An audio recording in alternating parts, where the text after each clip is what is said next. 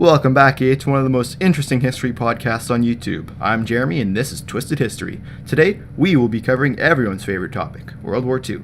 On September the 1st of 1939, the world was plunged into the Second World War when the German army and the Russian army had invaded Poland. There's also a bunch of other reasons that led up to the start of World War II, but I didn't get a chance to cover all of them because I will be covering a shit ton of information about Canada's involvement, so buckle up for the ride, nerd, and prepare to get educated. Now, a lot of crap happened in the years leading up to 1939, along with the Great Depression.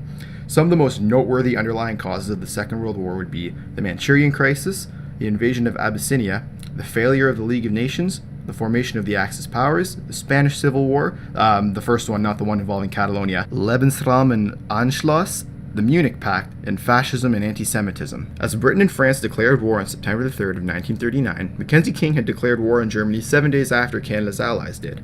Despite willing to fight with Britain, Canada used this declaration as a gesture of independence, showing Britain that they are more than just Commonwealth.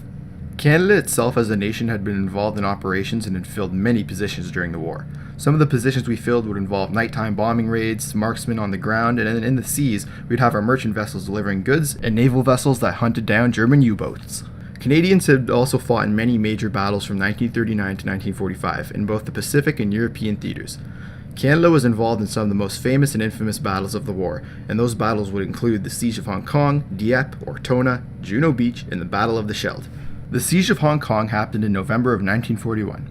With Japan waging war in China for roughly 4 years, Britain knew that their island colony of Hong Kong wouldn't be held if the Japanese decided to attack.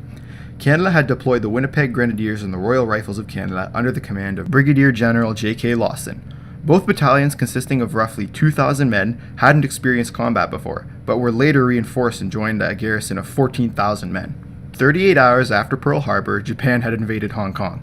Seriously outnumbered and outtrained, the island eventually fell on Christmas Day. Around 300 Canadians had died in the attack, and more would also perish in Japanese POW camps. The Dieppe Raid occurred on August 19th of 1942, as the Allies had launched Operation Jubilee on the French coastal town of Dieppe. The true reason of the raid was debated, as many say it was to help ease the pressure off the Russians, and other evidence found suggested that the raid was actually an attempt for commandos to acquire an Enigma machine, the German secret code machine. If you want to look more into that, look up the historian David O'Keefe. He had something about that. It was pretty good. Whatever the real reason was, the Allies decided to play their hand and test Hitler's Fortress Europe, and Canada was the one to execute this plan.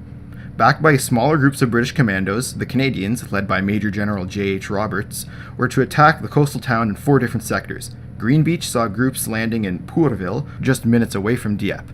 Both British and Canadian troops would land at Red and White Beach, which would attack Dieppe head-on.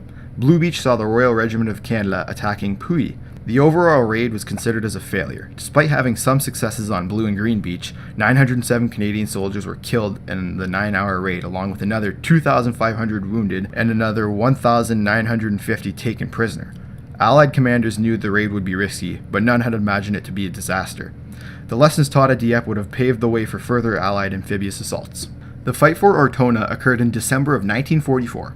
After breaking through important German lines like at the Moro River, the Canadians were tasked with taking the little Italian town of Ortona on December the 19th of 1944. German paratroopers had been preparing for the defense of the town for days by blowing out buildings to create rubble and cover. Under the command of Major General Christopher Vaux, the 4 battalions were sent to engage the Germans in heavy urban combat. Using mouse-holing tactics, the Canadians literally just blast open a hole in a building like your Terry Crews on a jet ski, and then gun down anyone inside, one building at a time. They ultimately captured the town on December the 27th of 1944, but roughly 500 Canadians were killed and another 2,000 would be wounded in the fighting. The Juneau Beach landings happened in June of 1944. Under the command of General Dwight D. Eisenhower, Operation Overlord would see the deployment of 156,000 Allied soldiers on the shores of Western Europe. The Canadians, under the command of Major General Rod Keller, would storm the 10-kilometer stretch of coastline. With the support of dual duplex tanks, Canadian infantry had carved their way into the landscape and pushed the Germans out of their positions. The Canadians were the first to get off the beach out of all the Allies, despite having some of the heaviest resistance, and they had pushed the furthest inland on D-Day. 359 Canadians were killed on the initial landings, and they had about 700 injured. The Battle of the Scheldt took place in October of 1944. Despite having control of Normandy and pushing their way to Belgium, the Allies hadn't established a secure and quicker option to get vital equipment to the advancing armies. The city of Antwerp had already been occupied by Allied troops, but the port of Antwerp itself was still in German hands.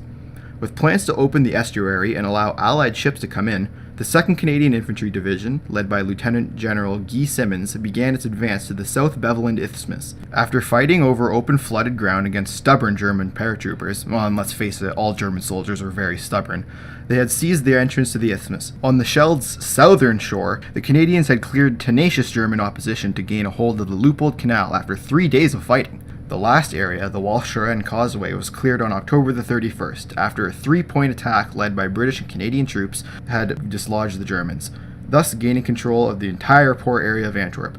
By November the 28th, the first Allied supply convoys had entered the port. The Second World War came to an end in August of 1945 when the United States dropped atomic weapons on Japan. Canada had played a significant part as an individual nation. The economy was strengthened and the national pride and confidence had increased, but at the cost of 44,000 soldiers and the national unity between French and English becoming ever more fragile.